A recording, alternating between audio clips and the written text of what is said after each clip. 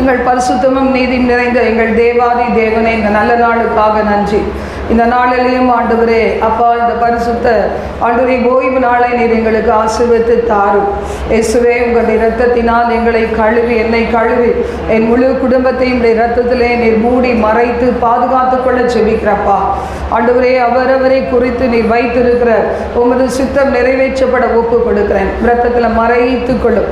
இந்த நாள் முழுவதும் கால ஆராதனை, மதியம் நடக்கிற சண்டே கிளாஸ் ஊழியர்கள், ஈவினிங் ஆராதனை எல்லாம் ஆசீர்வதித்து நாங்கள் நன்றி செலுத்தி இளைப்பாறுகிற நேரம் வரைக்கும் கர்த்தர்கரம் கூடவே தங்கி இருக்க ஜெபிக்கிறப்பா. ஆண்டவரே, எங்களுடைய விசுவாச பிள்ளைகள் துரிதமாய் வர உதவி செய்யும். ஆண்டவரே, இந்த ஜீவ நீரூற்று பரலோக தரிசன சபை இந்த வலசர்வாக்கம் பகுதியில் எதற்காக நீர் வைத்திருக்கிறீரோ அந்த நோக்கத்தை நிறைவேற்றும். ஆண்டவரே தாப்பனே, பிதாவின் வலது பார்சத்திலிருந்து எங்களுக்காக வேண்டிக் கொள்ளும். எல்லா சபைகளிலும் நீர் மகிமைப்படும். எல்லா ஊழியக்காரர்களையும் தாங்கும், பலப்படுத்தும், அக்னி ஜுவாலையாக பயன்படுத்தும். தகப்பனே, மை துதிக்கிறோம். தேசம் முழுவதும் சந்திக்கப்பட ஆண்டவரே சபைகளை பயன்படுத்துவீராக, விசுவாச பிள்ளைகளை பயன்படுத்துவீராக. ஆண்டவரே தகப்பனே, ரிமார ஹதுதியா சமரதியா உஷைலா புல ஹிபர்தா ஹசுதுரி பிராக்குருதியாங்கரபா. ஆண்டவரே, உங்கள் நாம மகிமைப்படட்டும். நல்ல கிளைமேட் கொடுங்க. நல்ல ஆண்டவரே தகப்பனை தலைவர்களை கொடுங்க. அடே அப்பா, நாங்கள் உண்மை நம்பி இருக்கிறோம். அற்புதம் செய்யுங்க. உலக நாடுகள் முழுவதும் ஆண்டவரே பிள்ளைகளை பாதுகாத்துக் கொள்ளுங்க. தேவ ஜனத்தை பாதுகாத்து கொள்ளும்.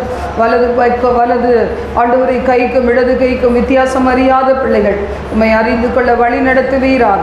எங்களோடு தங்கிரும் வழி நடத்தும். இயேசுவின் நாமத்தில் ஜெபிக்கிறோம் எங்கள் ஜீவனுள்ள நல்ல பிதாவே.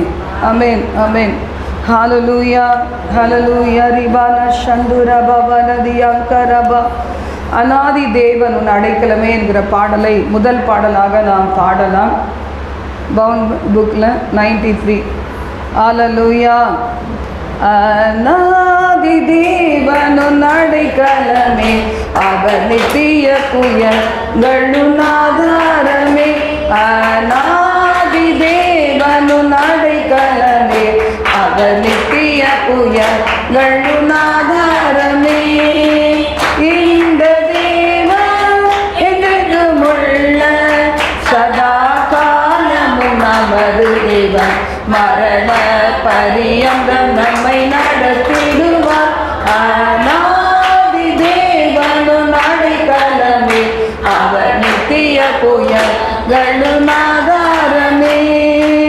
காருண்யத்தாலே இழுத்து கொண்டார் தூய தேவதயவே.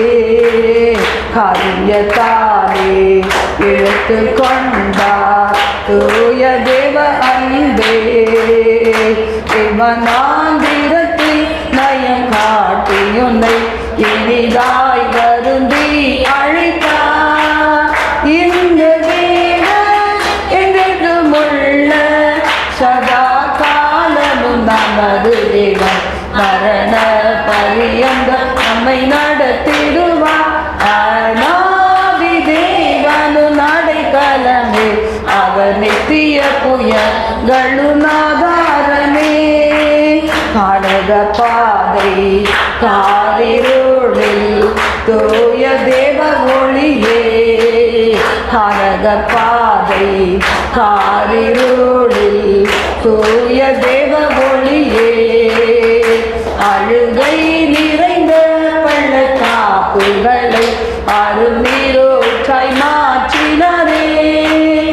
இந்த தேவன் என்றும் உள்ள சதா காலமும் நமது தேவன், மரண பரியந்தம் நம்மை நடத்திடுவார். அநாதி தேவனு அடைக்கலமே, அவர் நித்திய புயங்களு ஆதாரமே. அநாதி தேவனு அடைக்கலமே, அவர் நித்திய புயங்களு ஆதாரமே. கிருபை கூர்ந்து மனதுருகும் தூய தேவ அன்பே. கிருபை கூர்ந்து மனதுருகும் தூய தேவ அன்பே. உன் சமாதானத்தின் உடன்படிக்கைதனை உண்மையாய் கர்த்தர் காத்து கொள்வார். இந்த தேவன் என்றும் உள்ள மரண பரியந்தம் நம்மை நடத்திடுவார். அநாதி தேவனு நடைக்கலமே, அவர் நித்திய புயலுணாதாரமே. இப்புவி யாத்திரை கடந்திடுவாய் தூய தேவதயவாய். இப்புவி யாத்திரை கடந்திடுவாய் தூய தேவதயவாய். கடுங்காலகத்தில் கர்த்தர் மார்பினிலே கிடைக்கும் இலை பாருதலே. இந்த தேவன் என்றும் உள்ள சதா காலமும் நமது தேவன். மரண பரியந்தம் நம்மை நடத்திடுவார். அநாதி தேவனு நடைக்கலமே, புயங்களும் ஆதாரமே. அநாதி தேவனு நடைக்கலமே, அவர் நித்திய புயங்களும் ஆதாரமே. வறண்ட வாழ்க்கை செழித்திடுதே தூய தேவ அருளால். வறண்ட வாழ்க்கை செழித்திடுதே தூய தேவ அருளால். நித்திய மகிழ்ச்சி தலை மேலிருக்கும், சஞ்சலம் தவிப்பும் ஓடிப்போம். இந்த தேவன் என்றும் உள்ள சதா காலமும் நமது தேவன். மரண பரியந்தம் நம்மை நடத்திடுவார். அநாதி தேவனு நடைக்கலமே, அவர் நித்திய புயங்களும் ஆதாரமே. அநாதி தேவனு நடைக்கலமே, அவர் நித்திய புயங்களும் ஆதாரமே. ஆனந்தம் பாடி திரும்பியே வா தூய தேவ பலத்தால். ஆனந்தம் பாடி திரும்பியே வா தூய தேவ பலத்தால். சியோன் பர்வதம் உன்னை சேர்த்திடுவார், சங்கலம் மகிழ்ச்சி அடைவாய். இந்த தேவன் என்றும் உள்ள சதா காலமும் நமது தேவன். மரண பரியந்தம் நம்மை நடத்திடுவார். அநாதி தேவனு நடைக்கலமே, அவர் நித்திய புயங்களும் ஆதாரமே. அநாதி தேவனு நடைக்கலமே, அவர் நித்திய புயங்களும் ஆதாரமே. ஹல்லேலூயா. அவர்தான் நமக்கு அடைக்கலம், ஆதாரம். அவர் தமது உள்ளங்கைகளிலே நம்மை வரைந்து வைத்திருக்கிறார். அவர் நம்முடைய மதில்களை எல்லாம் அவர் தன் கண் முன்னாடி நிறுத்தி இருக்கிறார். ஹல்லேலூயா. ரிபாபா நதியாங்கரபா. ஒவ்வொருடைய உருவத்தையும் அவர் அறிவார், நினைவுகளை தூரத்திலிருந்து அறிவார். வாய் திறந்து பேசும் முன்னாடி என்ன பேச போகிறோம் என்பதை அறிவார். ஹல்லேலூயா. அவனவன் கிரியைக்கு தக்க பலனை அவனவனுக்கு கொடுக்கும்படி கர்த்தர் சீக்கிரமாய் வரப்போகிறார். ஹல்லேலூயா. ரிபானத ஹந்தரபா ஓ ஷதர ஹதர நம ஹந்தராதியாங்கரபன.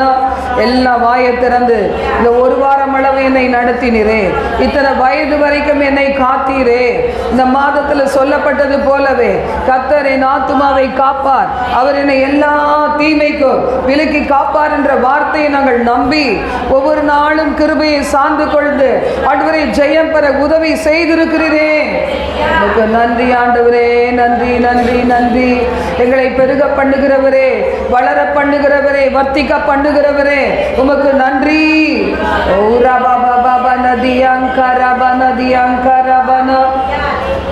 ஆனந்த துதி ஒலி கேட்க, ஆடல் பாடல் சத்தமும் தொலிக்கு, ஆகாய விண்மீனாய் ஆக ஜனம் பெருகு, ஆண்டவர் வாக்கு பலிக்கு.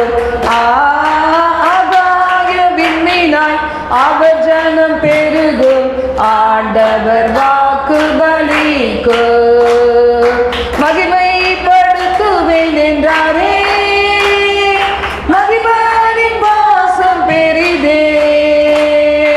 மங்காத புகழுடன் வாழ்வோம், மாட்சிமை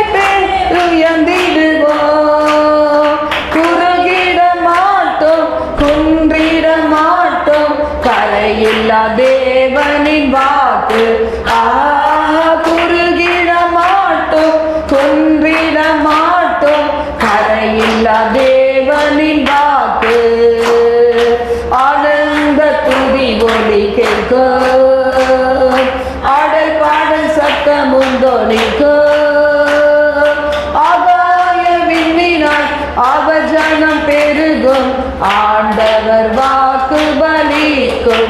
ஆகாய விண்மீனாய் ஆண்டவர் வாக்கு பலிக்கும்.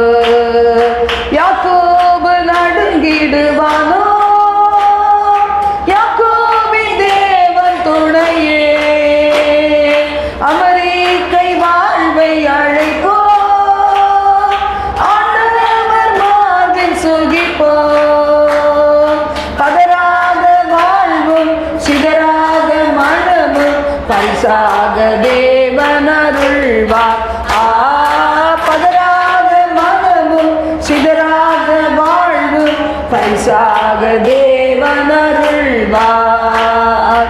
ஆனந்த துதி ஒலி கேட்கும், ஆடல் பாடல் சத்தமும் தொனிக்கும், ஆகாய விண்மீனாய் அவஜனம் பெருகும், ஆண்டவர் வாக்கு பலிக்கும்.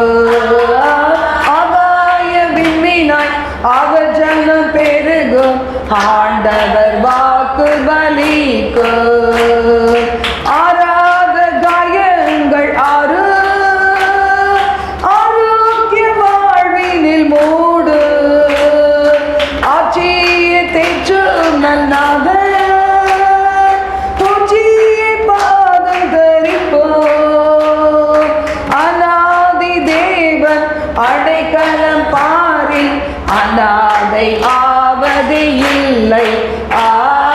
அநாதி தேவன் அடைக்கலம் பாரில் அநாதை ஆவதே இல்லை.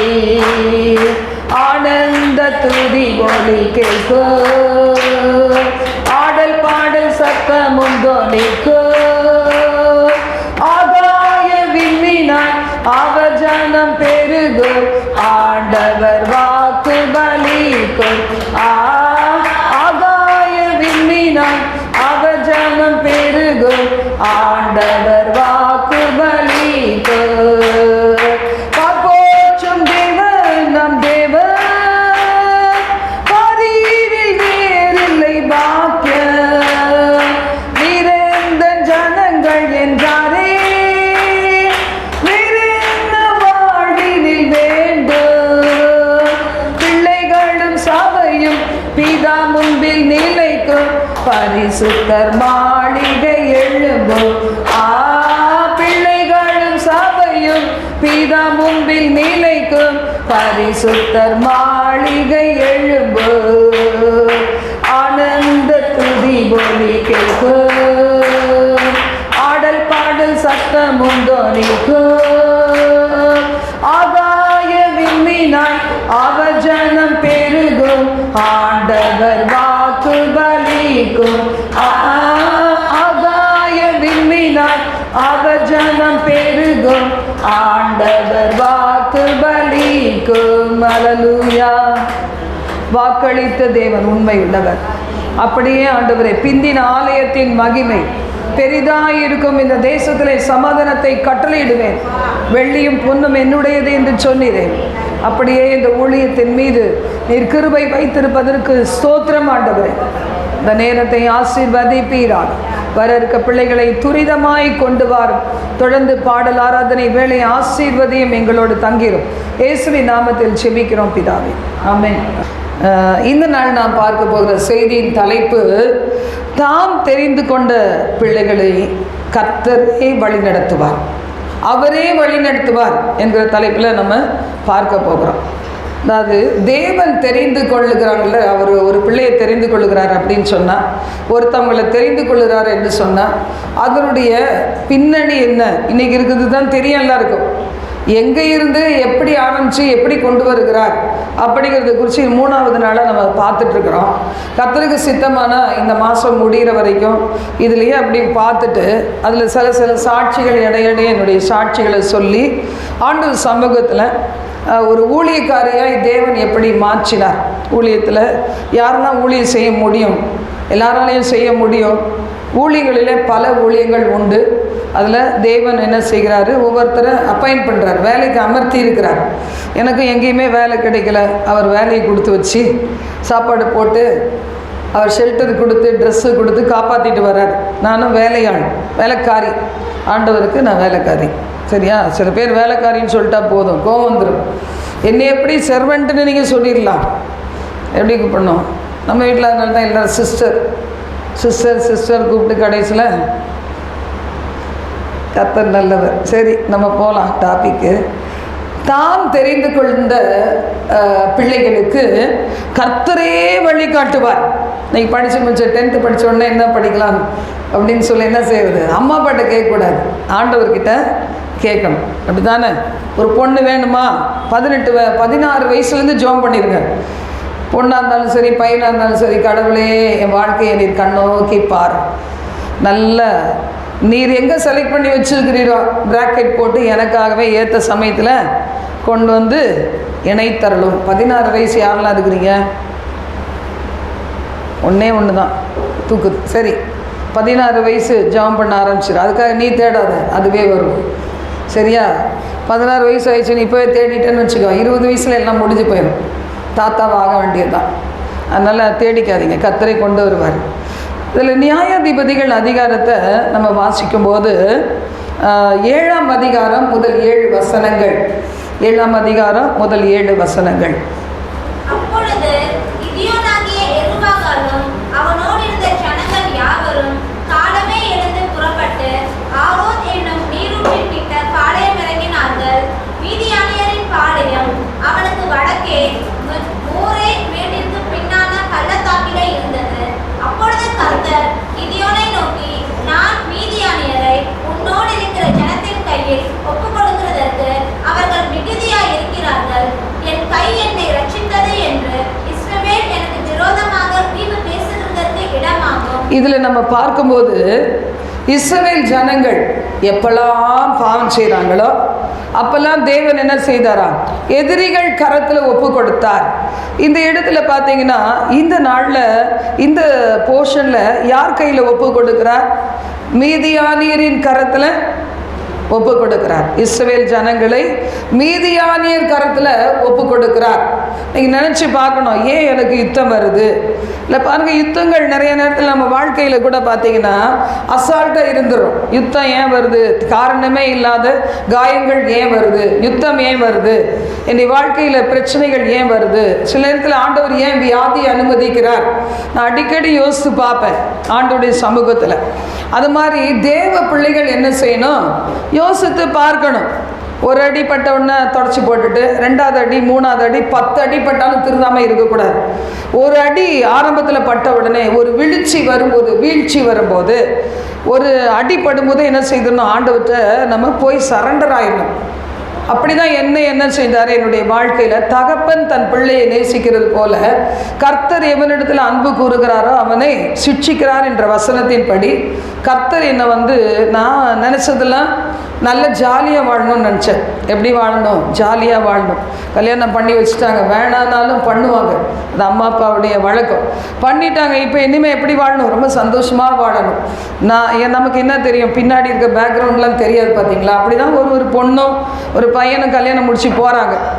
அந்த புகுந்த இடத்துல இருக்கிறவங்க எப்படியோ அப்படி தான் என்ன செய்ய முடியும்? வாழ்க்கை வாழ முடியும் அப்படிங்கிறது அப்புறம் தான் தெரிஞ்சிச்சு. அப்போ பார்த்தீங்கன்னா ஒரு ஜாலியான ஒரு சந்தோஷமான ஒரு வாழ்க்கை, நம்ம கணவன் பிள்ளைகளோட நல்லா வாழணும், சந்தோஷமாக வாழணும், ஆசீர்வாதமாக வாழணும், பிரிஞ்சு போகாமல் வாழணும். இதுதான் என்னுடைய உறுதியாக இருந்துச்சு. ஏன்னா எங்கள் அப்பா அம்மா பிரிஞ்சு இருந்ததுனால நான் அந்த மாதிரி ஒரு வாழ்க்கை வாழக்கூடாது. என்ன சோதனை வந்தாலும் வாழணும் அப்படின்னு நான் நினச்சேன். அதுக்காகவே பாடுபட்டேன். ஆனால் ஆண்டவர் என்ன செய்தார்? ஒவ்வொரு பாதையிலையும் என்னை நடத்தும்போது முதலாக அவர் என்ன செய்தாருன்னா, என்னை ஊழியத்துக்காக தெரிந்து கொண்டது தான் கர்த்தர் வெளிப்படுத்தினார். எதுக்கு ஆண்டவரே இந்த சுவிட்சன்னா, உன்னை நான் ஊழியத்தில் பயன்படுத்துவதற்காக அப்படின்னு சொன்னார். அப்போ தேவன் என்னுடைய உலக வாழ்க்கைக்கு ரொம்ப ஆன்சர் கொடுத்ததே கிடையாது. ஊழியத்தின் பாதையில் உன்னை உருவாக்க. ஏன்னா ஆண்டவர் தெரிந்து கொள்ளுகிறார் சிலரை. சின்ன பிள்ளையிலே ஆண்டவர் என்ன செய்கிறார்? உலகமே தோணும் முன்னாடி டிசைன் பண்ணுறார். இந்த மகள் என்னுடைய மகன், இந்த மகன் என்னுடைய மகன் அப்படின்னு சொல்லி. ஆனால் வெளிப்படுத்துகிறார், ஏற்ற நேரத்தில் வெளிப்படுத்துகிறார். கேட்காம போகும்போது என்ன செய்கிறாரு? கொஞ்சம் இடம் கொடுத்து பார்க்குறாரு, தருணம் கொடுத்து பார்க்குறாரு. எதுக்குமே கீழ்ப்படியலை அப்படின்னு சொன்னால் அவர் என்ன செய்கிறாரு? சிட்சிக்கிறார். உன் வாழ்க்கையை நான் நடத்தணும், நீ என்ன செய்யணும்? எனக்கு உகந்த மகளாக உன் முழு இருதயத்தையும் எனக்கு கொடுக்கணும். எல்லாரையும் நேசிக்கலாம் இல்லை? ஒரு கல்யாணம்னா கணவன் மனைவி கணவனை நேசிக்கிறது தப்பு இல்லை, பிள்ளைகளை நேசிக்கிறது தப்பு இல்லை. ஆனால் எல்லாரை விட யார் அதிகமாக நேசிக்கணும்? ஆண்டவர் தான் நேசிக்கணும். முதல்ல ஆண்டவர், ரெண்டாவது தான் மற்ற உறவுகள், மற்ற நண்பர்கள். அப்படி இல்லைன்னா என்ன செய்கிறாரு? இடைப்படுகிறார். எல்லாரோடையும் இடைப்பட மாட்டார். அவரால் தெரிந்து கொள்ளப்பட்ட பிள்ளைகள், அவருக்கென்று வேண்டிய பிள்ளைகள், அவர்களை ஷேப் பண்ணுவார். அப்படி தான் என்னுடைய வாழ்க்கையிலையும் கூட ஆண்டவர் என்னை ஷேப் பண்ணுறதுக்கு கையில் எடுத்து, அவருக்கு நான் தேவை, அதனால என்ன செய்தார்னா என்னை உருவாக்க ஆரம்பித்தார். இங்கே கூட அப்படி தான் மீதியானியர்கிட்ட என்ன செய்தாரா? இஸ்ரவேல் ஜனங்கள் பாவம் செய்த போது என்ன செய்தார்? ஒப்பு கொடுத்தார். ஆனால் மீதியானரே, உன்னுடைய 2ஆம் வசனம் சொல்லுது, கிதியோனை நோக்கி ஆண்டவர் பேசுகிறாரு, இந்த மீதியானியரை உன்னோடு இருக்கிற ஜனத்தின் கையில் ஒப்பு கொடுக்கறதுக்கு இவர்கள் மிகுதியாக இருக்கிறார்கள். நம்ம நினைப்போம், தனியாக இருக்கிறேனே. கிதியோன் பார்த்தாலும் அதே வேலை தான், நான் தனியாக இருக்கிறேனே, நான் கோழையாக இருக்கிறேனே, பயந்தாங்கொள்ளியாக இருக்கிறேனே, என் குடும்பத்தில் கூட எனக்கு எந்த தகுதி இல்லையே அப்படின்னு சொல்லி என்ன செய்தான்? இப்படி தான் புலம்பிகிட்டு இருந்தான். நானும் அப்படி தான் நினச்சி பார்ப்பேன் எப்போவுமே. ஒரு காம்ப்ளெக்ஸ், ஏன்னா சின்ன பிள்ளையில் எப்படி நம்ம வளர்க்கப்படுறோமோ அதே மாதிரி தான் ஒருத்தருக்கு இன்ஃபீரியாரிட்டி காம்ப்ளெக்ஸ் இருக்கும், சுப்பீரியாரிட்டி காம்ப்ளெக்ஸ் இருக்கும். சில பேருக்கு நல்ல நம்பிக்கை இருக்கும். சில பிள்ளைகள் மகிழ்ச்சியான சூழ்நிலையில் வளர்க்கப்படுவாங்க, பெற்றோர் அப்படி வளர்ப்பாங்க. சில பிள்ளைகளை என்ன செய்வாங்க? எப்போ பார்த்தாலும் குச்சப்படுத்தி எல்லா குறையும் சொல்லி சொல்லி கம்பேர் பண்ணி ஒன்றுத்துக்கு ஆகாதுன்னு தள்ளி வைப்பாங்க. அந்த மாதிரி சில பகுதியாக வழி நடத்தப்படும் போது என்ன செய்து? ஒரு தாழ்வு மனப்பான்மை. தேவனால் வல்லமையாய் பயன்படுத்தப்பட்ட எல்லாருக்கும் இருந்தது தாழ்வு மனப்பான்மை தான். இப்போ நமக்கு இருக்கிறது ஒன்றும் பெரிய காரியம் கிடையாது. அப்போது ஆண்டவருடைய அந்த மாதிரி ஆண்டவரிடத்தில் பல முறை டெஸ்ட் பண்ணுறாரு கிதியோன்.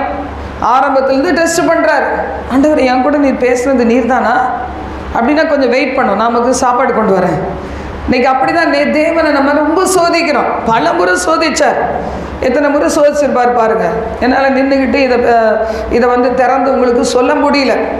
ஆனால் இந்த கிதியோனை பல முறை கிதியோன் தேவனை பல முறை சோதிக்கிறார். ஆண்டவர் பேசினா கூட சில நேரம் அப்படி, ஆண்டவர் நீங்கள் தானா என் கூட பேசுனது? இந்த ஊழியத்தை எனக்கு தான் கொடுத்தீங்களா? எங்கேயாவது எஸ்கேப் ஆகிடலாமா? இங்கே தானா? இந்த ஜனங்கள் தானா? இந்த ஏரியா தானா? அப்படி பல முறை நானும் கூட டெஸ்ட் பண்ணியிருக்கிறேன், கடவுளே அப்படின்னு சொல்லி. அந்த மாதிரி இந்த இடத்துல ஆண்டவர் சொல்கிறாரு, இந்த மீதியானியர், நியாயாதிபதிகள் 6ஆம் அதிகாரத்தில் நீங்கள் வாசித்தீங்கன்னா அவங்க என்ன பாடுபட்டாங்கன்னு நல்லா தெரியும். இதில் நம்ம எதை நம்ம வாசிக்க முடியும்னா 1 முதல் 6 வசனத்தில் வாசிக்கலாம். சீக்கிரமாக வாசிக்கலாம்.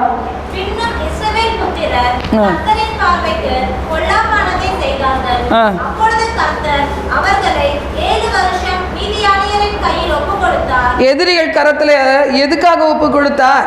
இஸ்ரவேல் புத்திரர் தேவனுடைய பார்வைக்கு அவங்க சரியானது செய்யல. அதனால என்ன செய்தாரா? 7 வருஷம் மீதியானியர் கரத்தில் ஒப்பு கொடுத்தார்.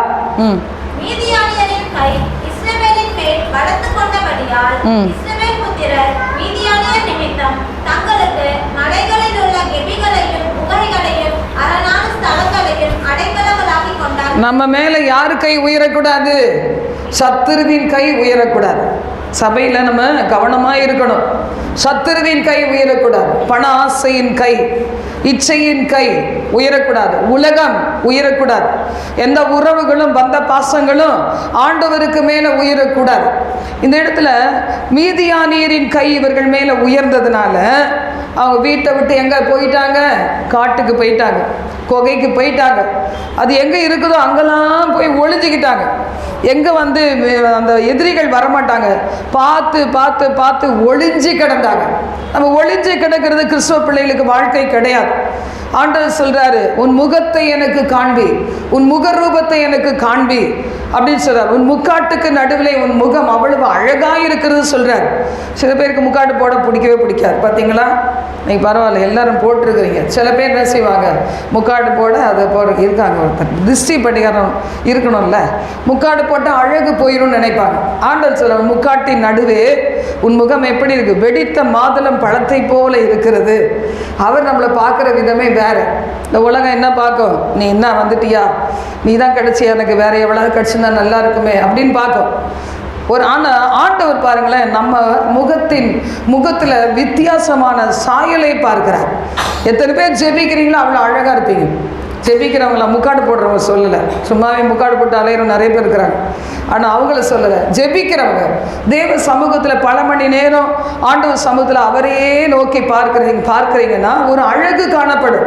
இந்த இடத்துல பார்த்தீங்களா, இவங்க என்ன செய்கிறாங்க, மீதியானியர் கரத்தினால அவங்க தாழ்த்தப்படுகிறாங்க.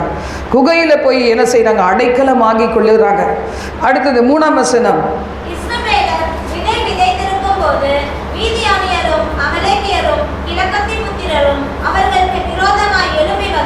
ஒரு பிரயாசப்பட்டா உடனே ஒரு கூட்டம் கூடிடுவாங்க பாரு. இதுதான் அடையாளம். நம்ம பாவம் செஞ்சிருக்கிறோம், ஏதோ ஒரு விதத்தில் இன்னும் ஆண்டவர் என்னிடத்துல எதையோ எதிர்பார்க்கிறாரு. ஆரம்ப நாளில் ஊழியம் செய்யப்போ இவ்வளோ கஷ்டம் இல்லவே இல்லை. இப்போ தான் நிறையா இருக்குது. பயங்கர நெருக்கடி நடுவில் தான் ஊழியத்தை செய்ய வேண்டியிருக்கு. அந்த நாளில் யாருமே என்கிட்ட இப்போ எத்தனை வயசில் நான் ஆண்டவருக்கு ஊழியத்துக்கு ஒப்பு கொடுத்தேன் பாருங்கள். என் மகன் 2வது மகன் பிறக்கிறதுக்கு முன்னாடி அந்த வருஷத்தில், அதாவது கல்யாணம் முடிஞ்சு 5 வருஷத்தில் ஆண்டவர் என்னையே ஊழியத்துக்கு அழைத்தார். நீ வேலைக்கெல்லாம் போகக்கூடாது, எனக்காக ஊழியம் செய்யணும்னு அழைத்தார். எனக்கு அப்போ என்னன்னே தெரியாது. வீட்டில் உருவாக்கப்பட்டேன், சில வருஷங்கள் வீட்டில் உருவாக்கப்பட்டேன். அப்புறம் சபையில் உருவாக்கப்பட்டேன். சபையில் இணைந்து பாஸ்டரோடு இணைந்து அவங்களுடைய குடும்பத்தோடு சேர்ந்து 7 வருஷம் நான் ஊழியம் செய்தேன். அது மூலம் நிறைய காரியங்களை கற்றுக்கொண்டேன். அப்புறம் அவரே தூக்கி வெளியே போட்டார், அதனால் வெளியே வந்தேன். அப்போ பாருங்கள், இதில் நம்ம பார்க்குறோம், இவர்கள் என்ன செய்தாங்களா, எதை செய்தாலும் தடை, எதை தொடங்கினாலும் தடை. ஏன்னா சத்துரு உட்புக ஆரம்பிச்சிட்டான்னா நமக்கு நிறைய நெருக்கங்கள் வரும். அதனால தான் சபையில் ஜெபிக்கிற பிள்ளைகள் வேணும், சபையை வேலையடைக்கிற பிள்ளைகள் வேணும், ஆண்டவருடைய ரத்தத்தில் கொடுத்து ஜெபிக்கிற பிள்ளைகள் வேணும், ஊழியக்காரர்களுக்காக ஜெபிக்கிற பிள்ளைகள் வேணும். ஊழியக்காரில் ஆண்டவரே, அப்பா சிஸ்டர் தனியாக இருக்கிறாங்க, உங்களுடைய ஊழியத்தை செய்கிறாங்க, அவங்களை பாதுகாத்துக்கொள்ளும், பிள்ளைகளை பாதுகாத்துக்கொள்ளும், அவருடைய குடும்பங்களை பாதுகாத்துக்கொள்ளும், அவர்களை ஆசீர்வதியும் நீங்கள் ஜெபிக்கிறது அவசியம். நல்லா சில பாஸ்டர்ஸ்க்காக நான் ஜெபிப்பேன், ஊழியக்காரிகளுக்காக ஜெபிப்பேன். என் சொந்த ஜனங்கள்லாம் ஒன்றும் அதெல்லாம் கூட நான் ரொம்ப ஜெபிக்கிறது இல்லை. கர்த்தருடைய ஊழியம் எவ்வளோ கனமான ஊழியம், எவ்வளோ பாடுள்ள ஊழியம் தெரியும். அவங்கள மனசில் சுமந்து நான் ஒவ்வொரு நாளும் என் பிள்ளைகளை ஒப்பு கொடுக்குற மாதிரி அவங்கள ஒப்பு கொடுத்து இன்றைக்கும் ஜெபிச்சுட்டு இருக்கிறேன். அதுதான் தேவ பிள்ளைகள் செய்ய வேண்டிய ஒரு காரியம். நீங்கள் அப்படி ஜெபிச்சு பாருங்களேன், நீங்கள் ஆவிக்குரிய வாழ்க்கையில் எவ்வளோ வளருவீங்க தெரியுமா? ஆசீர்வாதங்கள் தானாக கிடைக்கும். இப்படி ஜெபிக்கிறது கிடையாது. சபை வர்றது, உட்கார்றது, எழுந்து போகிறது, இப்படியே இருக்கிறோம். கர்த்தருடைய வார்த்தை சொல்லுகிறது பாருங்க. எல்லாரும் எழும்பி நின்று 4ஆம் வசனம், அவர்களுக்கு எதிரே பாளையம் இறங்கி காசாவின் எல்லை மட்டும் நிலத்தின் விளைச்சலை கெடுத்து இஸ்ரவேலிலே ஆகாரத்தை ஆகிலும் ஆடு மாடுகள் கழுதைகளை ஆகிலும் வைக்காதே போவார்கள். அவங்கள பார்த்து பார்த்து இந்த ஆசீர்வாதங்களை அழிச்சாங்களாம். எப்படி வராங்க, எப்படி முன்னேறுறாங்க, அது மாதிரி எல்லாத்தையும் அழித்தார்கள். 6ஆம் வசனத்திலையும் பார்த்தீங்கன்னா நம்ம வாசிக்கிறோம், மீதியானியராலே இஸ்ரவேல் ஜனங்கள் மிகவும் நெருக்கப்பட்டார்கள். நெருக்கப்பட்ட போது இஸ்ரவேல் புத்திரர் என்ன செய்தாங்களாம், கர்த்தரை நோக்கி கூப்பிட்டாங்களாம். நெருக்கத்திலே கர்த்தரை நோக்கி கதறி கூப்பிட்டேன், நெருக்கத்திலே கர்த்தரை நோக்கி கதறி கூப்பிட்டேன், உதவி செய் நடத்தினார், உதவி செய்து என்னை உயர்த்தினார், தாங்குவார் தப்புவிப்பார் ஏந்துவார் என் தெய்வம், தாங்குவார் தப்புவிப்பார் ஏந்துவார் என் தெய்வம், இம்மட்டும் கைவிட தேவன் இனியும் கைவிட மாட்டார், இம்மட்டும் கைவிட தேவன் இனியும் கைவிட மாட்டார், தாயின் வயிற்றில் தாங்கினார் ஆயுள் முழுதும் தாங்குவார், தாயின் வயிற்றில் வயிற்றில் தாங்கினார், ஆயுள் முழுதும் தாங்குவார். தாங்குவார், தப்புவிப்பார், ஏந்துவார் என் தெய்வம். தாங்குவார், தப்புவிப்பார், ஏந்துவார் என் தெய்வம். இடையில 2 வார்த்தை பேசினா கொஞ்சம் போர் அடிக்காமல் இருப்பீங்க பார்த்தா, அப்பவும் பாட்டு மட்டும்தான் கை தட்டுறேன். வசனம் போன உடனே ஒரு மாதிரி ஆயிடுது. சரி, இதே அதிகாரத்தில் நம்ம வாசிக்கும் போது பாருங்கள், கிதியோன் பல சாக்கு போக்குகளை சொல்கிறார். ஆண்டவரே எனக்கு தகுதி இல்லை, அப்படிதான் என்னை விட்டுற ஆண்டவரே, நான் வேணா முதல் மாதம் சம்பளத்தை கொடுத்துட்றேன் அப்படின்னு ஆண்டவர் விடவே இல்லை, வாங்கிக்கிட்டார். திரும்பி நீ தான் வேணும்ட்டார்.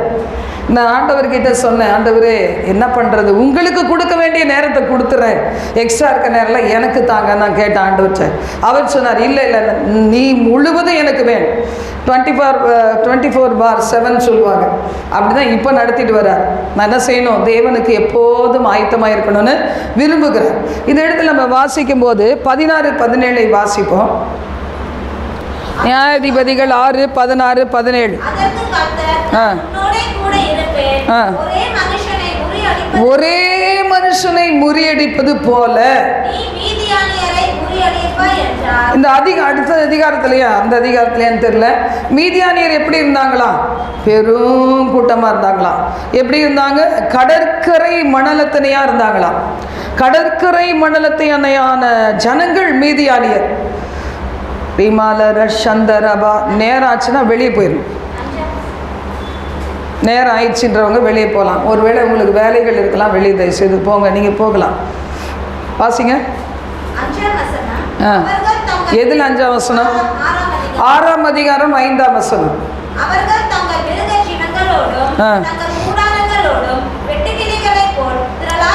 வெட்டுக்கிளிகளை போல திரளாக இருந்தாங்களாம்.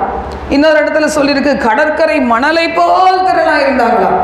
நல்லா ஜாலியாக வெற்றி கொண்டாடிட்டு இருந்தாங்களாம். அந்த அதிகாரத்தில் வரும், அந்த இடத்துல வரும்.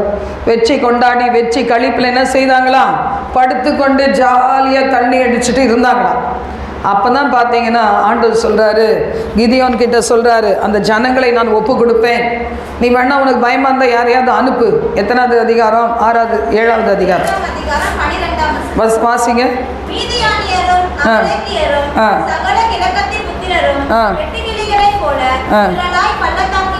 வெட்டுக்கிளிகளை போல திரளாய் பள்ளத்தாக்கிலே படுத்து கிடந்தார்கள். வெற்றி கழிப்பு.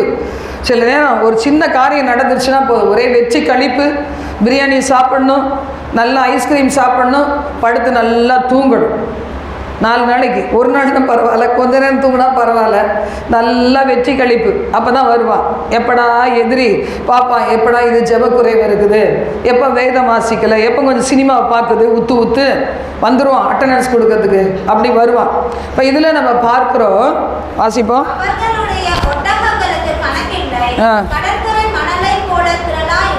கடற்கரை மணலை போல திரளாக இருந்துச்சான். இவ்வளோ நல்லா ஜாலியாக இருக்கும்போது ஆண்டவர் சொல்கிறார், நீ போய் பாரு, கிதியோனே உன் கூட இருக்கவங்களை அனுப்பி அங்கே என்ன நடக்குதுன்னு போய் பாரு அப்படின்னு ஆண்டவர் என்ன சொல்கிறாரு, அனுப்ப சொல்கிறார். அதுக்கு முன்னாடி ஆண்டவர் என்ன செய்தார்னா, கிதியோன் வெளுத்ததெல்லாம் பாலுன்னு நினைப்பான். சில பேர் இருக்கிறோம்ல, வெளுத்ததெல்லாம் பால், வரவங்கெல்லாம் விசுவாசி, வெள்ளை போட்டால் விசுவாசி, white and white pant shirt போட்டால் விசுவாசி, ஊழியக்காரர், கலரில் போனால் வேற ஆடு, அப்படின்லாம் நம்ம நினைப்போம். பார்த்தீங்களா, பக்கத்தில் யாராவது வெள்ளை போட்டு கையில் ஒரு பைபிளை வச்சுருந்தா என்ன செய்வோம், பிரைஸ் லார்ட் அப்படின்னுவோம். ஆனால் இங்கேயும் பிரைஸ் லார்ட் சொல்லுவோம், வெளியே போய் சொல்கிறோமா, சண்டை தான் போடுறோம். அது மாதிரி பார்த்தீங்கன்னா இந்த இடத்துல இந்த கிதியோன் என்ன நம்பினான்னா, என் கூட வராங்க இவ்வளோ பேர், எனக்கு உதவியாக இருப்பாங்க போலது அப்படின்னு நினச்சான். நியாயாதிபதிகள் 7ஆம் அதிகாரத்தில் நம்ம வாசிக்கும் போது ஆண்டவர் சொன்னார், இவங்க என்ன பண்ணுவாங்க, நம்ம வாசித்தோம், நாங்கள்லாம் உன் கூட இருந்ததுனால தான் நீ ஜெயித்த தெரியுமா, இந்த ஊழியம் எப்படி வளர்ந்துச்சு, நான்லாம் சேரை தேய்ச்சதுனால தான். ஆடு குட்டி போடாமலே என்ன செய்யுச்சு, வளர்ந்துருச்சு. எப்படி வளர்ந்துச்சு, சேரை தேய்ச்சிட்டு வாரம் 1 முறை போனேன், 2 முறை போனேன், அதனால தான் வளர்ந்துச்சு. ஒரு நாள் வீம்பு பாராட்டுவாங்கப்பா, இவங்கெல்லாம் அதிகமாக இருக்கிறாங்க அப்படின்னு சொல்லி 3ஆம் வசனத்தை வாசிங்க.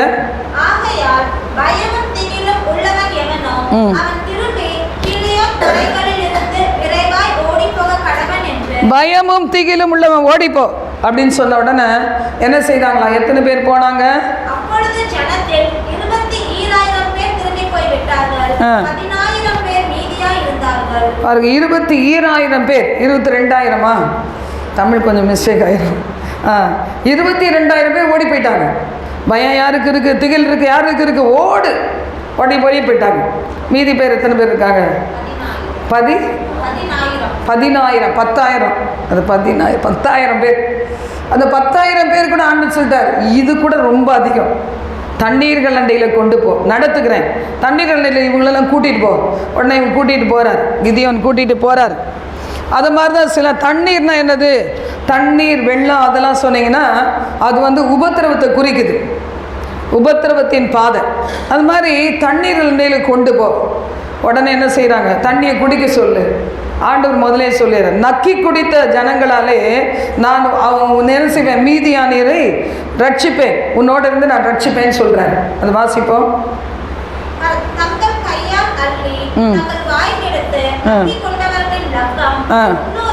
300 பேர் என்ன செய்தாங்களா, தண்ணியை கோரி அதை அள்ளி வாயில் வைத்து நக்கி குடித்தாங்களாம். அப்போ இவங்கள தனியாக நிறுத்து, மற்றவங்களெல்லாம் என்ன செய்யும், ஓட சொல்லு அப்படின்னு. மற்றவங்களாம் என்ன செய்தாங்க, கிளம்பிட்டாங்க, பெட்டி கட்டிட்டு கிளம்பிட்டாங்க. என்னடா ஆண்டவரை நிராகரிச்சிட்டாரு, அப்படி தானே? தேவன்கிட்ட இருந்து ஒரு வெளிப்பாடை பெற்று நிற்கலைன்னா இன்றைக்கி சுற்றியில் இருக்கிற சூழ்நிலைகள் நம்மளை என்ன செய்கிறோம், வெளியே தள்ளி விட்டுரும். அதனால தான் நம்ம கர்த்தரோடு இருந்து கர்த்தருடைய வெளிப்பாடுகளை பெற்றுக்கொள்ள வேண்டும். என்னை எதுக்காக ஆண்டவரை உயிரை கொடுத்தீர்? நான் அடிக்கடி நினச்சி பார்ப்பேன், இன்னும் எதுக்காக ஜீவனை கொடுத்தீர்? எதுக்கு ஆண்டவரே? நான் அதை யோசித்து பார்ப்பேன். ஆண்டவரே, நீ சொன்னது இன்னும் நிறைவேறலை, எப்போ நிறைவேற்றுவீர் ஆண்டவரே? ஆனால் எனக்கு ஒன்று தெரியும், ஆண்டவர் என்ன செஞ்சாலும், எவரை பிரித்தாலும், எவரை இணைச்சாலும், எதை இழந்தாலும், எதை எனக்கு கொடுத்தாலும் எல்லாமே ஆசீர்வாதமாக தான் இருக்கும். ஒரு ட்ராவல் பண்ண எனக்கு அனுமதி கொடுத்தாருன்னா அது ஒரு ஆசீர்வாதம். வேண்டான்னு சொன்னாரா அதுவும் எனக்கு ஆசீர்வாதம் தான். ஒரு லிங்க் எனக்கு ரொம்ப பிடிக்கும், ஒரு குரூப்போடு நான் இணைந்து இருக்கிறதுக்கு எனக்கு ரொம்ப பிடிக்கும். ஆனால் அந்த குரூப்லேருந்து நான் தள்ளப்படுவேன், அதுவும் எனக்கு ஆசீர்வாதம் தான். இப்போவும் அப்படி தான், சொந்தக்காரங்க வீட்டில் எதுக்காவது போய் கலந்துக்கலான்னு நினைப்பேன், ஆனால் அவங்களாலேயே புறக்கணிக்கப்படுவேன், அதுவும் எனக்கு ஆசீர்வாதம் தான். ஆண்டவர் என்ன செய்வாரா? சங்கீதம் 25 8 9 வசனங்கள் 12 13 வாசிங்க.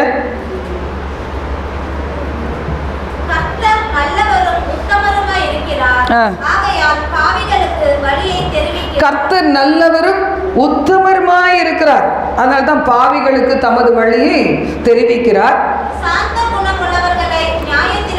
சாந்த குணமுள்ளவர்களை நியாயத்திலே நடத்தி சாந்த குணமுள்ளவர்களுக்கு தமது வழியை வெளிப்படுத்துகிறார். ஹல்லேலூயா, ஹல்லேலூயா. ஒருவேளை சாந்த குணமாய் நம்ம இருந்தோம்னா பொறுத்து போகிறாங்க, லூசுன்னு கூட சொல்லுவாங்க சில பேர். பார்த்தியா, நான் எவ்வளோ ஆக்ஷன் போட்டு நம்ப வச்சுட்டேன், எவ்வளோ ஈஸியாக அவளை என்னையெல்லாம் சீக்கிரம் நம்ப வைக்கலாம். ஆனால் இப்போ ஆண்டவர் உஷாராக இருக்க வச்சுட்டார், அவரே பார்த்துக்கிறாரு. என்ன சொல்கிறாரு, ஏய் அப்படி தள்ளு. என் மகா ஒரு முறை ராத்திரி அப்படி தான், சில காலங்களுக்கு முன்னாடி, எத்தனை காலம்னு எனக்கு தெரில, ஒரு நாள் பார்த்திங்கன்னா அந்த நாளில் நான் மிகவும் நெருக்கப்பட்டேன் ஒரு குறிப்பிட்ட காரியத்தினால். அப்போ ஒரு நாள் ராத்திரி பார்த்திங்கன்னா ஆண்டவர் எனக்கு கண்களை திறந்து விட்டார். அப்போ நானே பார்க்குறேன், நான் படுத்திருக்கிறேன், என் பக்கத்தில் பார்த்திங்கன்னா ஆண்டவர் 2 பக்கமும் காவலாக இருக்கிறார், 2 பக்கமும் அவரே காவலாக இருக்கிறார். நான் பார்க்குறேன், என் பக்கத்தில் இவ்வளோவா தேவன் என் பக்கத்தில் ஒருத்தரையும் நெருங்க விடாதபடி தள்ளி போட்டு அவர் அந்த பக்கம் இந்த பக்கமும் எனக்கு காவலாக இருக்கிறார். அதை பார்க்கும்போது எனக்கு சந்தோஷமாக இருந்துச்சு. என்னை இவ்வளோ நேசிக்கிறீங்களா ஆண்டவரே? சில பேர் அப்படி தான் ஆண்டவர் வேறு பிரிக்கிறார். நம்ம நினச்சிக்கிறோம், ஏன் எல்லாரும் மாதிரி ஜாலியாக இருக்க முடியல, ஜாலியாக இருக்க விட மாட்டார். ஏன்னா அங்கே ஜாலி தான் பிரச்சனையே உருவாக்குற இடம். அதனால் தேவன் சிலரை என்ன செய்வார், சிட்சித்து நடத்துவார். ஏற்றுக்கொள்ளணும். எத்தனை பேர் ஏற்றுக்கொள்ளுவீங்க? ஹல்லேலூயா. கஷ்டமாக தான் இருக்கு. வாசிங்க அடுத்தது 12 13.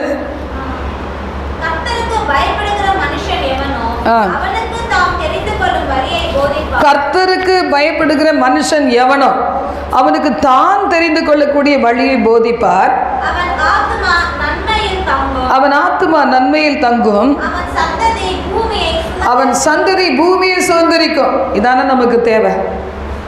சில நேரம் நான் அப்படி தான் விட்டு கொடுத்துறேன். கடவுளே, என் வாழ்க்கை இப்படியே போயிடுச்சு, ஆனால் நான் அனுபவிக்கிற துன்பங்கள், நான் அனுபவிக்கிற நெருக்கங்கள், தேவையே இல்லாத சத்துருக்களாக என்னை துன்பப்படுத்துகிறாங்க. இதெல்லாம் என் பிள்ளைகளுக்கு இருக்கவே கூடாது ஆண்டவரே, என் சந்ததியில் வரக்கூடாது. அவளை மன்னியும், அவளை கிருபையினால் இரக்கங்களினால் முடிசூட்டும். ஒவ்வொரு சூழ்நிலை கடினமாக போகும்போதெல்லாம் நான் ஜெபம் பண்ணுவேன். ஆண்டவரே, எங்கள் கதை முடிஞ்சு போச்சு, என் கதையும் என் ஹஸ்பண்ட் கதையும் முடிஞ்சு போச்சு. இப்போ போகிறது ஏதோ போயிட்டுருக்கேன் வாழ்க்கையில் ஆண்டவர் துணையினால். அப்போ சொல்லுவேன், என் பிள்ளைகள், என் சந்ததிக்குள்ள ஆண்டவரை இப்படிப்பட்ட கஷ்டங்கள் வராதபடி கர்த்தர் கிருபையாய் காத்துக்கணும், மென்மையாய் நடத்தும், அவர்களை ஆசீர்வதியும். அவள் ஆண்டவரை தாங்கிக்க மாட்டாங்க, ஆண்டவரை இரக்கம் செய்யும் அப்படி நான் கேட்பேன். இப்போ ஆண்டவருடைய வார்த்தை சொல்லுது, அவன் ஆத்துமா என்ன செய்யும்? நன்மையிலேயே தங்கும், அவன் சந்ததி பூமியை சுதந்திரித்துக் கொள்ளும். 1 கொரிந்தியர் 9:24 முதல் 27 நான் முடிச்சிடுறேன், வாசிப்போம். பந்தய சாலையில் ஓடுகிறவர்கள் எல்லாரும் ஓடுவார்கள், ஆனால் ஒருவனே பந்தயத்தை பெறுவான் என்று அறியீர்களா? நீங்கள் பெற்றுக்கொள்ளத்தக்கதாக ஓடுங்கள். ஆண்டவர் அழைச்சி தெரிந்து கொண்டாரா? ஆண்டவர் என்னத்துக்கு தெரிந்து கொண்டீர்? அதுக்கு காத்திருந்து செபிக்கணும். எதற்காக தெரிந்து கொண்டார்? கர்த்தர் பாருங்கள், இந்த வெள்ளிக்கிழமை ஊழியங்கள் நாங்கள் சொந்த வீட்டை விற்றதுக்கு பிறகு நாங்கள் இந்த இடத்துல வந்தோம். அப்போ நிறைய பேர் என்னை விட்டு பிரிந்து போயிட்டாங்க. நம்ம ஊழியமே லேடிஸ் ஸ்பெஷல் தானே, நிறைய பெண்கள் தான். அப்போ ஆனால் ஜென்ஸும் வருவாங்க, அதாவது குடும்பமாக வருவாங்க. தனிப்பட்ட வீட்டில் வர்றதை விட குடும்பமாக வருவாங்க. சில வாலிப பிள்ளைகளும் எப்போதும் எங்கள் வீட்டில் இருப்பாங்க. அப்போல்லாம் நான் கஷ்டத்தை அனுபவிச்சதே இல்லை, ஏமாற்றத்தை ரொம்ப பார்த்ததில்லை. இப்போ தான் அதிகமாக இருக்குது. அப்புறம் என் பாதை கொஞ்சம் ஈஸியாகவே இருந்துச்சு. அப்போ அந்த நாளில் பார்த்தீங்கன்னா ஒரு சகோதரி சொல்கிறாங்க, என்கிட்ட வந்து சொன்னாங்க, எனக்கு மறக்கவே முடியல, என்ன தப்பு செஞ்சீங்களோ தெரியல சிஸ்டர், உங்களை விட்டு என்ன செய்துச்சு? சொந்த வீடு போயிடுச்சு. அதை சொல்லாமல் சொல்லி என்கிட்ட காமிச்சாங்க. எனக்கு மன வருத்தமாக இருந்துச்சு. அதுக்கு பிறகு தான் ஆசீர்வாதத்தை குறித்து நான் வசனங்களை தியானிக்க ஆரம்பித்தேன். அதுக்கு பிறகு தான் உங்களுக்கு மாதந்தோறும் வாக்குத்தத்த வசனம், நன்மையான வசனத்தை சொல்ல ஆரம்பித்தேன். அது முன்னாடி அப்படிலாம் கிடையாது, பரவாயில்ல அப்படின்னு தாங்கி கொண்டே இருந்தேன். அது மாதிரி பார்த்தீங்கன்னா இன்றைக்கி அநேகர் அதை மாதிரி நம்மளை பேசும்போது நம்ம எப்படி இருக்கிறோம், எப்படி எடுத்துக்கொள்ளுகிறோம்? ஆண்டவரே, எதற்கு ஆண்டவரே தெரிந்து கொண்டேன்? பல முறை நான் தனியாக விடப்பட்டிருக்கேன். ஒரே ஒரு ஆள், வெள்ளிக்கிழமை ஊழியத்தில் ஒத்த ஆள் உட்கார்ந்துருப்பேன். அப்போ ஆண்டவர் வந்து என்னோட பேசினார். அருள்ராஜ் பிரதர் அந்த நாளில் இருந்தாங்க. அவங்கள கூப்பிட எனக்கு ரொம்ப ஆசை. நான் பணம் கிடையாது, பணம் நிறையா கொடுத்தா தானே கொஞ்சம் ஊழியக்காரங்க, பெரிய ஊழியக்காரங்க வருவாங்க. அதனால் எனக்கு கூப்பிட ஆசை. ஆனால் வரதுக்கு அவங்கள கூப்பிட அளவுக்கு எனக்கு கேட்டு பார்த்தேன், அந்த பணம் என்கிட்ட இல்லை. அப்போ நான் ஒரு நாள் கவலையோட வீட்டில் நான் உட்கார்ந்துருக்கும்போது கர்த்தர் என் கண்களை திறந்து விட்டார். அருள்ராஜ் பிரதர் வந்து எங்கள் வீட்டில் வராரு, வந்துட்டு ஜெப வீட்டுக்கு மேலே வராரு. அப்போ என்னைய சொல்கிறார், நீ உட்காரு, நானும் எங்கள் பக்கத்துலேயே நிற்கிறேன் அப்படி சொல்கிறார். சொல்லிட்டு சொல்கிறாரு, நீ வந்து பெண்கள் வந்துகிட்டே இருக்காங்க பார்த்தியா, நீ அவங்களுக்காக ஜெபம் பண்ணு அப்படி சொல்கிறார். அப்போ நான் சொன்னேன், எனக்கு தான் தெரியாது, தீர்க்க தரிசனமே கிடையாது, ஏன்னா நான் தான் வேண்டான்னு முதல்ல ஆரம்பத்தையே சொல்லிட்டேன், தமிழில் தீர்க்க தரிசனம் வேணாம், வேறு பாஷையில் கொடுங்கன்னு. அப்போ பார்த்தீங்கன்னா அவங்க வந்து சொல்கிறாரு, அதை பாரு வரவங்க எல்லாம் வராங்க, உங்ககிட்ட தான் வராங்க. நான் சொல்கிறேன், எனக்கு ப்ராஃபஸி தெரியாதே ஆண்டவரே அப்படி சொல்லும்போது ஆண்டவர் சொல்கிறார், உங்ககிட்ட நான் சில குறிப்பிட்ட பெண்களை கொண்டு வருவேன், பொருளாதாரத்தில் கஷ்டப்பட்டவங்க, வியாதிஸ்தர்கள், அது மாதிரி பார்த்தீங்கன்னா நெருக்கத்தில் இருக்கிறவங்க, அவங்க வாழ்க்கையில் பிடிப்பே இல்லாதவங்க, இவங்களை கொண்டு வருவேன். நீ அவங்களுக்காக ஜெபம் பண்ணு, நான் அவன் கூடயே இருக்கேன், கை வச்சு ஜெபம் பண்ணு அப்படி சொல்கிறார். அப்போ அதோட அந்த கனவு மறைஞ்சிருச்சு. அதை மாதிரி தேவன் ஒரே ஒரு ஆளாக நிற்கும் போதும் தேவன் என்னை திடப்படுத்தினார். ஒரு கூட்ட பிள்ளைகளை, பெண்களை தேவன் என்ன செய்கிறார், எங்கே போனாலும் கொள்ளை பொருளாக கொடுக்குறார். நம்ம லிங்கில் கூட நிறைய பெண்கள் தான் இணைகிறாங்க. அது மாதிரி தேவன் இன்னைக்கு வரைக்கும் நடத்திட்டு வரார். இப்போ நீங்கள் கூட ஆண்டவர்கிட்ட என்ன செய்யணும்? எதுக்குப்பா என்னை தெரிந்து கொண்டீர், ஏன்ப்பா எனக்கு சிக்ஷை, ஏன்ப்பா ஒரு சின்ன தப்பு பண்ணால் கூட நான் தண்டனை அனுபவிக்கிறேன் அப்படின்னு நீங்கள் கேட்டு பாருங்களேன். உங்களை ரொம்ப நேசிக்கிறதுனால தான் அந்த பாதையில் நடத்துகிறார். அதனால் அந்த பாதைக்கு நீங்கள் ஒப்பு கொடுத்தீங்கன்னா ஒரு நாள் வெட்கப்பட்டு போகவே மாட்டீங்க.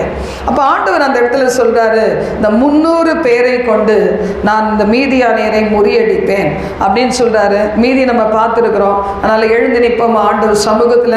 ஆண்டவரே தீரா பாபா நதி அங்கா ராபா நதி அங்கா ராபா. ஒருவேளை நீங்கள் கர்த்தரால் தெரிந்து கொள்ளப்பட்ட பிள்ளைகளாக இருந்தால் ஆண்டவர் உங்கள் விருப்பத்துக்கு விடவே மாட்டார். இஸ்ரவேல் ஜனங்களை கர்த்தர் நேசித்தார். அதனால என்ன செய்யலை, எப்படியும் போ அப்படின்னு விடலை, அவளை வழிகளை செவ்வைப்படுத்தினார்.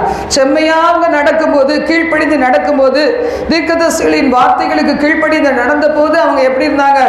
நல்லா இருந்தாங்க. கொஞ்சம் வலது வலது பக்கம் இடது பக்கம் சாய்ஞ்சு தேவனுக்கு பிரியமில்லாத அருவருக்கத்தக்க விக்கிரக ஆராதனைகளை பண்ணும்போது கர்த்தர் அவர்களை சத்துருக்களை எழுப்பினார்.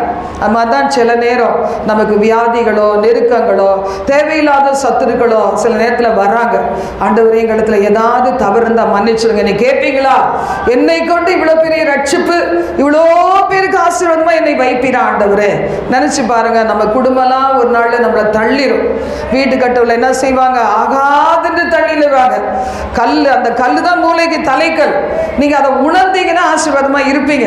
இல்லைன்னா என்ன செய்வீங்க? மகன் தள்ளிட்டானே, மக தள்ளிட்டாளே, மருமகள் பேரப்பிள்ளைகள் தள்ளிட்டாங்களே, ஒருவேளை கணவன் என்ன தள்ளிட்டு எங்கேயோ இன்னொரு உறவை தேடி போயிட்டாரே, இல்லைன்னா மனைவி எனக்கு உண்மையா இல்லையே, வருத்தப்படுவீங்க.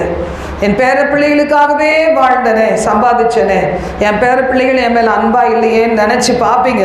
ஆனால் ஒன்றை நினச்சிக்கங்க, ஆண்டவர் உங்களை ரொம்ப நேசிக்கிறார். அதனால்தான் நான் இணைவேன் ஒட்டுனா கூட அவர் வெட்டி விடுறார்.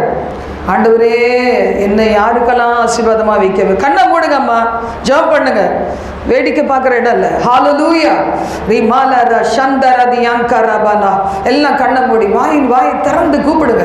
எல்லாம் ஆண்டவர் நோக்கி கூப்பிடுங்க. சின்ன பிள்ளைங்க ஜெபம் பண்ணணும், பெரியவங்க ஜெபம் பண்ணணும், வாலி பிள்ளைகள் ஜெபம் பண்ணணும். ஓ ரப ஹப ரப ஹப ரப ஹப ரப ஹப ரப ஹப ஓ ஷல ரகதரதி அங்கரபனா. ஆண்டவர் மட்டும் பேச, நீங்க பேசாம கேட்டுட்டு போனீங்கன்னா அவர் மனசு எவ்வளவு வருத்தப்படும்.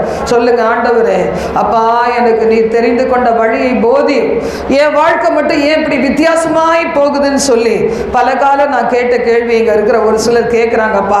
அவங்களுக்கு பதில் கொடுங்கப்பா. என் மகனே, என் மகளே, உன்னை நான் இந்த பர்பஸ்க்காக, நோக்கத்துக்காக தெரிந்து கொண்டேன்னு பேசுங்கப்பா. ஆண்டவரே அவனை துன்பமெல்லாம் இன்பமாய் மாறட்டும், மாறாவின் கசந்த வாழ்க்கை மாறட்டும். ஆண்டவரே எங்க அப்பாமை துதிக்கிறோம் ராஜா, துதிக்கிறோம் ராஜா. கிதியோனுடைய மனசு எவ்வளவு சந்தோஷமா இருந்திருக்கும். 300 பேரை கொடுத்து அந்த பெரிய சேனையை முறியடிக்க பயன்படுத்தும் போது கிதியோனுக்கு வாழணும்னு ஆசை வந்திருக்குமே. ஆண்டவரே இன்னைக்கு நிறைய பேருக்கு ஏன்டா வாழ்றோம், யாருமே என்ன நேசிக்கலையே, சாஞ்சிக்கிறதுக்கு எனக்கு ஒரு இடம் இல்லையே, யாருமே என்ன புரிஞ்சிக்கலையேன்னு நினைச்சு நடைப்பிணமா வாழ்றாங்களே ஏசப்பா. அவங்க ஒரு நம்பிக்கையோடு வாழ்றதுக்கு அவங்களோட பேசி இருக்கிறீர் ஆண்டவரே. அப்பா இன்னும் என்னை பயன்படுத்த முடியுமா, இந்த வயசுல முடியுமான்னு சில பேர் நினைக்கலாம். ஆனா ஆண்டவரே இந்த உலகத்துல பர்பஸ் இல்லாம, நோக்கம் இல்லாம எங்களை இந்த உலகத்துல உயிரோடு வைக்க மாட்டீங்கப்பா.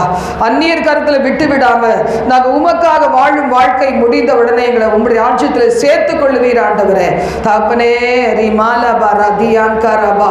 எல்லாரும் ஜெபம் பண்ணுங்க, எல்லாரும் ஜெபம் பண்ணுங்க, எல்லாரும் ஜெபம் பண்ணுங்க. எப்பா நீங்க என் கூட இருக்கிறதுக்காக நன்றி அப்பா, நன்றி அப்பா. என் கூட பேசுனதுக்காக நன்றி அப்பா. என்கிட்ட கனவுல பேசுங்க, தரிசனத்துல பேசுங்க, சூழ்நிலையை கொண்டு பேசுங்க, வேத வசனங்கள் மூலம் பேசுங்க, மெல்லிய சத்தம் மூலம் பேசுங்க. என்னை வேறு பிரித்து நடத்துறதுக்கு என்ன காரணம் நான் அறிஞ்சிக்க விரும்புறேன்ப்பா.